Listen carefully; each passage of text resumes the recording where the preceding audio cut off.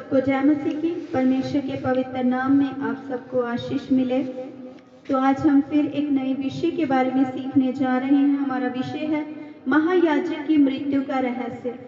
हम इस स्टडी में, इस क्लास में जानेंगे कि महायाजक की मृत्यु का रहस्य क्या है। जैसे कि हम सब जानते हैं कि महायाजक जो था वो साल में एक बार अति पवित्र स्थान के अंदर जाता था, मोस्ट हाई प्लेस के अंदर वो जाता था और वहां जाकर जो एक बलि पशु किया जाता था उसका लहू लेकर उसका अंदर जाके क्या करता था, छिड़काव करता था, ताकि जिसके द्वारा क्या सारे लोगों के पाप क्षमा हो सके। तो जैसे हम जानते हैं कि गिनती की पुस्तक के 35वें अध्याय में इस बात को बताया गया है कि महायाजक की मृत्यु में प्रायश्चित करने की सामर्थ होती थी। महायाजक की मृत्यु के अंदर भी क्या करने की सामर्थ होती थी, प्रायश्चित करने की सामर्थ होती थी। गिनती की पुस्तक के इस अध्याय में हमें पता चलता है कि यहाँ पर शरण नगरों के विषय में बताया गया है। हम पढ़ेंगे गिनती की पुस्तक 35 अध्याय उसकी 9 से लेके 15 वर्ष तक पढ़ेंगे। ऊपर जब हम हेडिंग पढ़ते हैं वहां पर लिखा खूनी के लिए शरण नगर।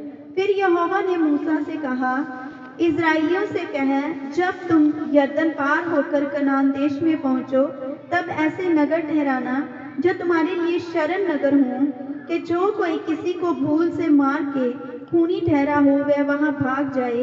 वह नगर तुम्हारे निमित्त पलटा लेने वाले से शरण लेने के काम आएंगे, कि जब तक खूनी न्याय के लिए मंडली के सामने खड़ा ना हो तब तक वह ना मार डाला जाए। और शरण के जो नगर तुम दोगे वह 6 हों, 3 नगर तो यरदन के इस पार और 3 कनान देश में देना।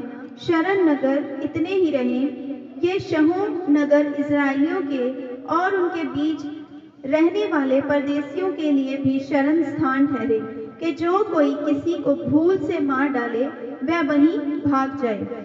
तो जैसे हमने गिनती की पुस्तक 35 अध्याय उसके 9 से लेकर 15 वचन में देखा कि यहाँ पर शरण नगरों के बारे में लिखा गया है।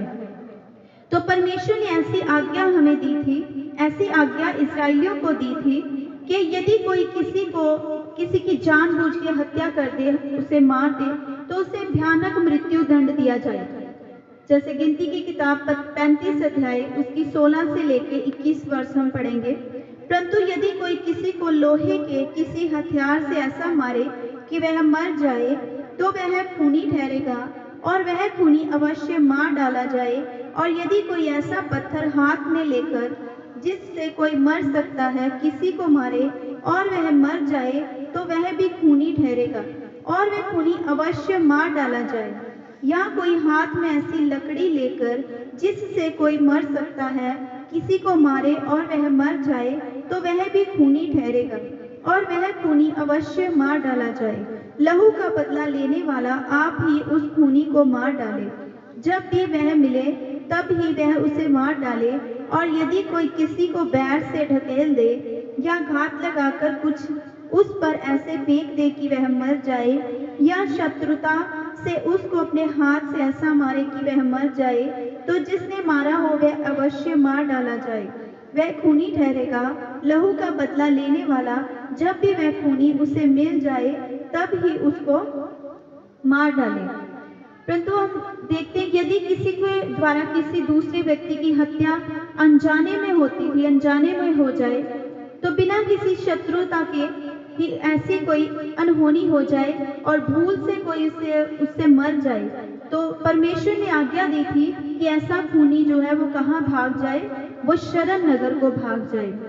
तब ऐसे नगर ठहराना यहाँ पर लिखा है इस वर्ष में 35 अध्याय उसकी 11 वर्ष में। तब ऐसे नगर ठहराना जो तुम्हारे लिए शरण नगर हों, कि जो कोई किसी को भूल से मार के खूनी ठहरा हो वह वहां भाग जाए।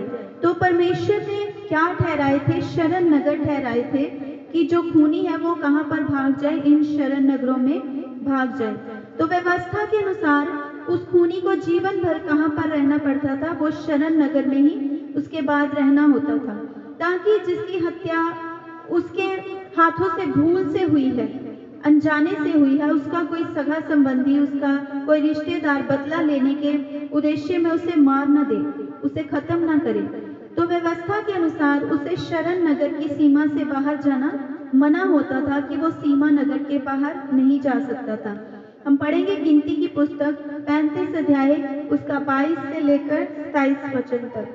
परंतु यदि कोई किसी को बिना सोचे और बिना शत्रुता रखे ढकेल दे या बिना घात लगाए उस पर कुछ फेंक दे या ऐसा कोई पत्थर लेकर जिससे कोई मर सकता है दूसरे को बिना देखे उस पर फेंक दे और वह मर जाए, परंतु वह न उसका शत्रु हो और न उसकी हानि का खोजी रहा हो, तो मंडली मारने वाले और लहू का बदला लेने वाले के बीच इन नियमों के अनुसार न्याय करे, और मंडली उस खूनी को लहू का बदला लेने वाले के हाथ से बचाकर उस शरण नगर में जहां वे पहले भाग गया हो लौटा दे, और जब तक पवित्र तेल से अभिषेक किया हुआ महायाजक ना मर जाए तब तक वह वहीं रहे।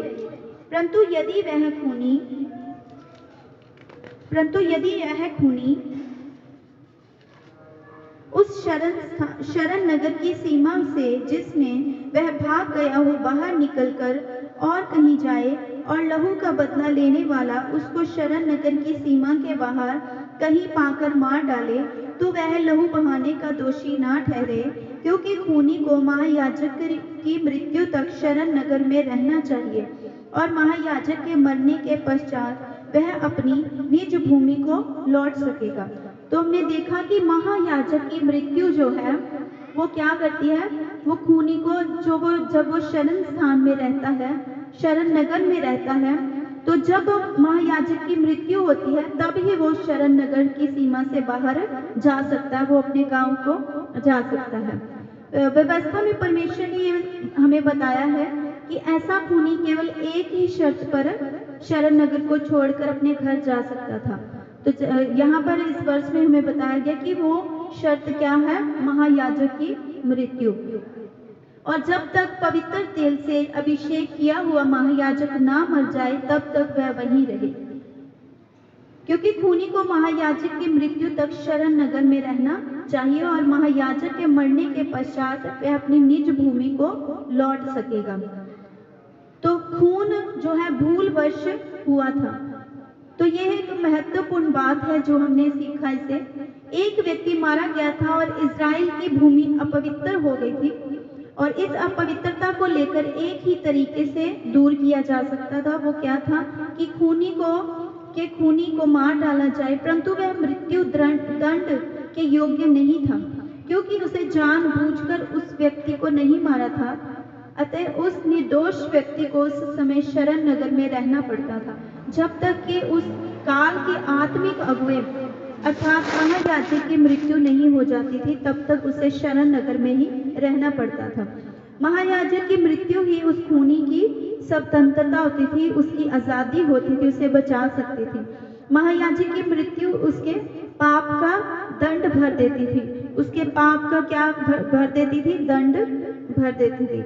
और जैसे हम देखते हैं कि इस विषय में तालमुद में एक प्रश्न किया गया था कि क्या ये जो शरण नगर है ये उस निर्दोष हत्यारे के लिए प्रायश्चित करता है, तो उसमें उत्तर लिखा है कि नहीं, यह निष्कासन नहीं है जो प्रायश्चित करता है, परंतु महायाजक की मृत्यु ही एक कारण है जिसके द्वारा क्या है वो जो हत्यारा निर्दोष हत्यारा होता है वो छुटकारा पा सकता था।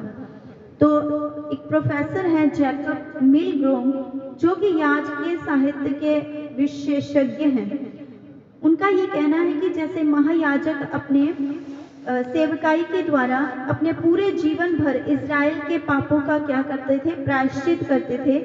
लेवी व्यवस्था की किताब 16 उसकी 16 और 21 वर्ष में लिखा है, वैसे ही वे अपनी मृत्यु के द्वारा मानव हत्या का क्या करते थे, प्रायश्चित किया करते थे। और हम इस बात को भी देखते हैं कि पुराने नियम में एक हमारे लिए यहाँ पर हमने देखा, जैसे हमने गिनती की किताब में पढ़ा, बताया गया है कि किस प्रकार महायाजक की मृत्यु लोगों के पापों का क्या कर देती थी, प्रायश्चित कर देती थी। और उसी तरह यीशु जो हमारे लिए एक महायाजक हैं, महायाजक के रूप में उन्होंने अपनी मृत्यु के द्वारा सारे जितने भी पापी हैं, पूरे संसार के पापियों के लिए परमेश्वर के सामने क्या किया था? प्रायश्चित किया था। और यीशु लोगों के पापों का प्रायश्चित करने वाला महायाजक था। वो हमारे लिए क्या बनकर आए? महायाजक बनकर आए और हमारे सबके पापों का उन्होंने क्या किया? प्रायश्चित किया। इब्रानियों की किताब 4 अध्याय उसका 14 से लेकर 15 वचन तक हम पढ़ेंगे। इब्रानियों की किताब 4 अध्याय उसका 14 से लेकर 15 तक। वहां पर लिखा है, इसलिए जब हमारा ऐसा बड़ा महायाजक है जो स्वर्गों से होकर गया है, अर्थात परमेश्वर का पुत्र यीशु, तो आओ हम अपने अंगीकार को दृढ़ता से थामे रहें, क्योंकि हमारा ऐसा महायाजक नहीं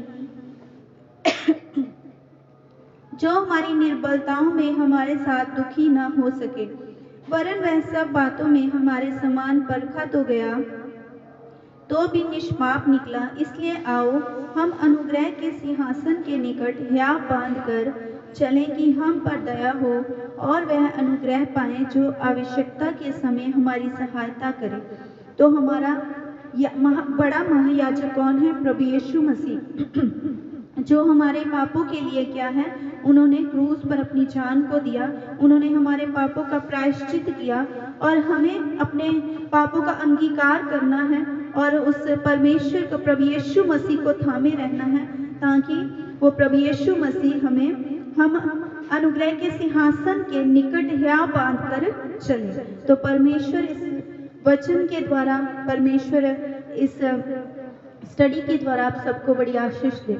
आमीन।